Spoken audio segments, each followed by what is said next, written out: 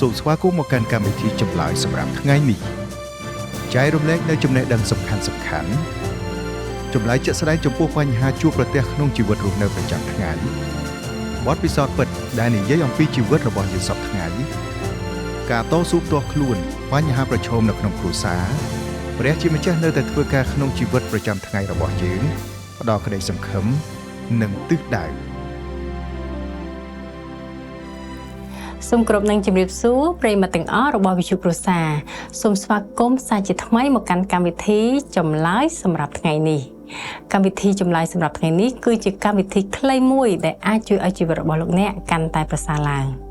កម្មវិធីយើងថ្ងៃនេះនឹងផ្ដោតលើព្រះយេស៊ូវ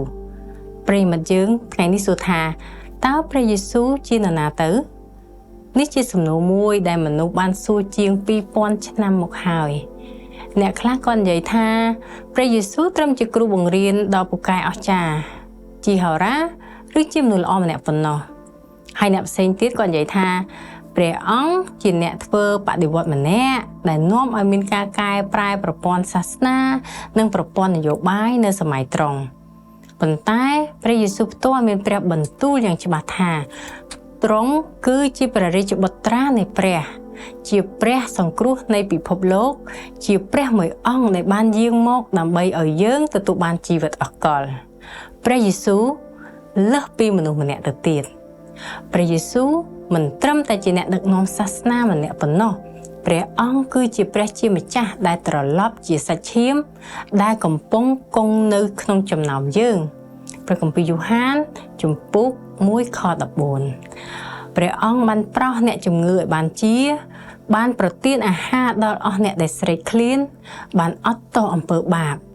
និងបានមានបន្ទូលបញ្ជាព្យុះភ្លៀងឲ្យស្ងប់បានប៉ុន្តែអ្វីដែលធ្វើឲ្យទ្រង់ខុសប្លែកពីអ្នកផ្សេងទៀតនៅក្នុងប្រវត្តិសាស្ត្រគឺថាព្រះអង្គបានយាងមកដោយមានគោលបំណងមួយហើយនោះគឺជាការសង្គ្រោះយើងពីអំពើបាបនិងប្រទានជីវិតអកលដល់យើងគ្រប់គ្នាអំពើបាបបានបំបែកយើងចេញពីព្រះមិនថាយើងព្យាយាមខ្លាំងកម្រិតណាទេយើងមិនអាចគ្រប់គ្រាន់ដើម្បីផ្សារភ្ជាប់ការបាក់បែកនេះដោយខ្លួនឯងយើងបានឡើយនេះហើយជាមូលហេតុដែលព្រះយេស៊ូវបានយាងមកនោះព្រះអង្គបានរស់នៅជីវិតដ៏ល្អឥតខ្ចោះគ្មានបាបឡើយក្រោយមកទ្រង់ព្រមទទួលយកកន្លែងរបស់យើងនៅលើឈើឆ្កាងការសក្តិរបស់ទ្រង់បានបង់ថ្លៃសម្រាប់អំពើបាបរបស់យើងហើយការរស់ឡើងវិញរបស់ទ្រង់នៅថ្ងៃទី3ក្រោយមកបានបញ្ជាក់ថាទ្រង់បានឈ្នះអស់លើអំពើបាបនិងសេចក្តីស្លាប់ជារៀងរហូតជំនឿលើព្រះយេស៊ូវផ្លូវតែមួយគត់ទៅរកជីវិតអកលព្រះយេស៊ូវបានប្រកាសយ៉ាងក្លាហានក្នុងព្រះគម្ពីរយ៉ូហានជំពូក 14 ខ 6 ថាខ្ញុំជាផ្លូវជាសេចក្តីពិតនិងជាជីវិតបើមិនមកតាមខ្ញុំនោះគ្មានអ្នកណាទៅឯព្រះវរបិតាបានឡើយព្រះអង្គមិនបានមានបន្ទូលថាទ្រង់គឺជាផ្លូវមួយក្នុងចំណោមផ្លូវជាច្រើនទៀតដើម្បីទៅឯព្រះជាម្ចាស់ទេតែផ្ទុយទៅវិញទ្រង់មានព្រះបន្ទូលថាទ្រង់គឺជាផ្លូវនោះមានន័យថាគ្មានអំពើល្អគ្មានពិធីសាសនាឬការប្រឹងប្រែងណាទេដែលអាចសង្គ្រោះយើងបានមានតែជំនឿលើព្រះយេស៊ូវប៉ុណ្ណោះទើបអាចសង្គ្រោះយើងបានចុះការមានជំនឿលើព្រះយេស៊ូវមានន័យដូចម្តេចដែរវាមានន័យថាលើសពីការគ្រាន់តែជឿថាពិតជាមានព្រះយេស៊ូវមែនទៅទៀតជំនឿមានន័យថាការទុកចិត្តលើទ្រង់ពេញមួយជីវិតរបស់អ្នកពោលគឺជឿថា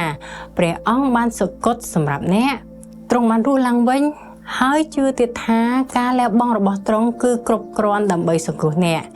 វាជាការថ្វាយដួងចិត្តរបស់អ្នកដល់ទ្រង់ដោយអនុញ្ញាតឲ្យទ្រង់បំផ្លាស់បំប្រែជីវិត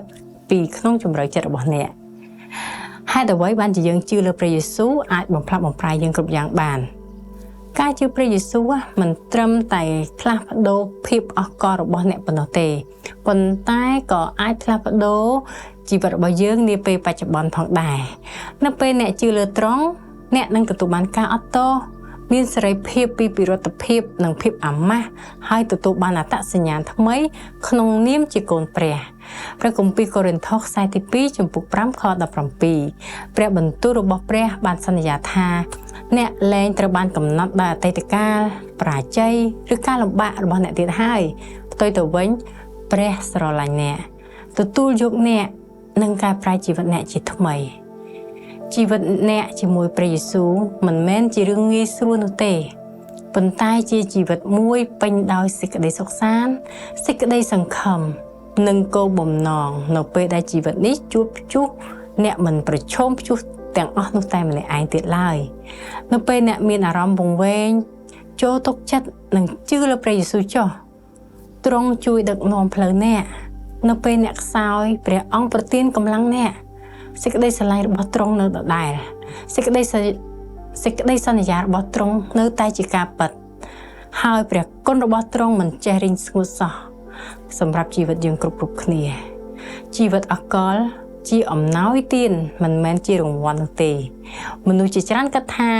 ពួកគេត្រូវខំប្រឹងធ្វើបុណ្យដើម្បីបានទៅស្ថានសួគ៌ប៉ុន្តែព្រះបន្ទូលព្រះបានចែងយ៉ាងច្បាស់នៅក្នុងព្រះគម្ពីរថាជីវិតអកលគឺជាអំណោយទានមួយមិនមែនជារង្វាន់សម្រាប់ទង្វើល្អនោះទេព្រះគម្ពីរអេផេសូសចំពុក2ខ8ដល់ខ9ចែងថាត្បិតដោយសារព្រះគុណអ្នករាល់គ្នាបានសង្គ្រោះតាមរយៈជំនឿហើយសេចក្តីនេះមិនមែនមកពីអ្នករាល់គ្នាទេគឺជាអំណោយទានរបស់ព្រះវិញក៏មិនមែនការប្រព្រឹត្តដែរដើម្បីកុំឲ្យអ្នកណាម្នាក់អួតខ្លួន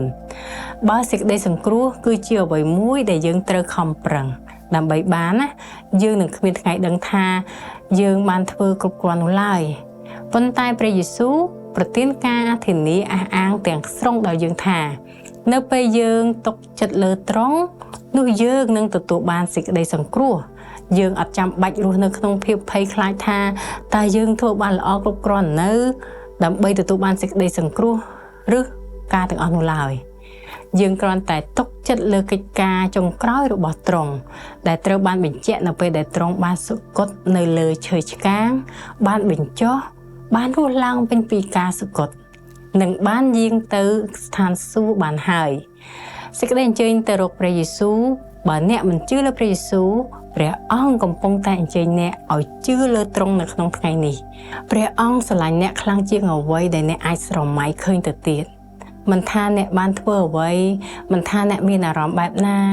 មានអារម្មណ៍ឆ្ងាយពីព្រះកម្រិតណាទេព្រះហស្ថទ្រង់បើកចំហចាំទទួលអ្នកជានិច្ច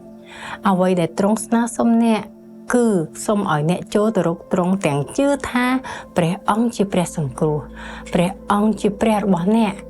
ព្រះគម្ពីររួមចំពុក10ខ9បានចែងថាបើមាត់អ្នកប្រកាសថា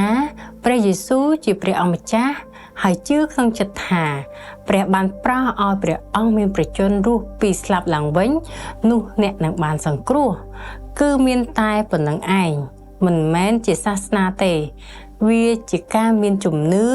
និងមានទំនាក់ទំនងជាមួយព្រះអង្គម្ចាស់ដែលបានលះបង់គ្រប់យ៉ាងសម្រាប់អ្នកដូច្នេះតើព្រះយេស៊ូវគឺជាអ្នកណាទៅព្រះអង្គគឺជាព្រះរាជបុត្រានៃព្រះជាព្រះសង្គ្រោះជាផ្លូវសេចក្តីពិតនិងជីវិតបើអ្នកសួរថាហេតុអ្វីបានជាអ្នកគួរជឿលើទ្រង់នោះព្រោះតែព្រះអង្គជាព្រះតែមួយគត់ដែលអាចប្រទានដល់អ្នកនៅជីវិតអកលជាព្រះតែមួយគត់ដែលអាចចាក់បំពេញដួងចិត្តរបស់អ្នកពេញដោយសេចក្តីសុខសាន្តជាព្រះតែមួយគត់ដែលមិនដែលចាក់ចោលអ្នកមិនដែលបោះបង់អ្នកឡើយអ្នកខ្លះអាចសួរថាតើខ្ញុំអាចជឿព្រះយេស៊ូវនៅថ្ងៃនេះបានដែរឬទេសំណួរនេះគឺមានតែលោកអ្នកប៉ុណ្ណោះទើបអាចឆ្លើយបានប៉ុន្តែពិតជាបានចូលទូលសុំព្រះឲ្យអត់ទោសនៅអំពើបាបរបស់អ្នកហើយអ្នកទទួលស្គាល់ព្រះយេស៊ូវជាព្រះបុត្រានៃព្រះហើយមានជំនឿលើទ្រង់នោះអ្នកនឹងទទួលបានការសង្គ្រោះខ្ញុំសង្ឃឹមជឿជាក់ថាលោកអ្នកបងប្អូននឹងបន្តស្ដាប់កម្មវិធីចម្លើយជីវិតជារៀងរាល់ថ្ងៃហើយយើងនឹងជួបគ្នានៅពេលក្រោយតាមពេលវេលានឹងម៉ោងដដែលសូមចាំថាព្រះជាម្ចាស់ស្រឡាញ់អ្នក